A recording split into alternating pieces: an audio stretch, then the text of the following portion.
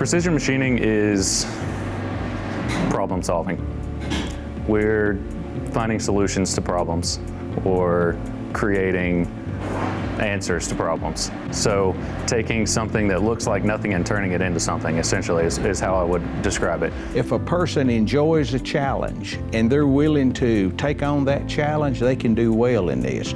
There's math involved, but most of our math we do, I believe, is simple math. It's just adding, subtracting, multiplying, and dividing. Our program is set up for manual and CNC, which is computer numerically controlled programming.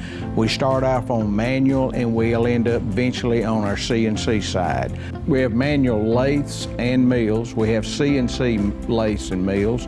We also have surface grinding and a few other, tool grinding and a few other manual machines. You can go anywhere from this career. You can go into machine tool, you can go into automotive machine, you can go into tool and die.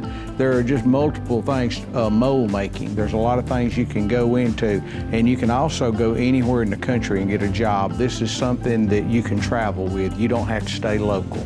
Our day usually starts around 7 in the morning, and we try to dismiss class around lunchtime. Most of our students have jobs, and they have to be on the job usually a little after lunch, and they're able to work, and most of them get off work at 5 or 6 o'clock and go home that day. You can work, you can come to school, you can do it all. There's a lot of job opportunity in this area. We have government contractors, we have individuals, we have all kind of work going on in this area. There's a lot going on, more than people really realize. You can come through this course and in probably 5 semesters, anywhere from 5 to 6 semesters, 2 years or less, you can leave here, you can go out and get a job that you can provide for your family and be proud of.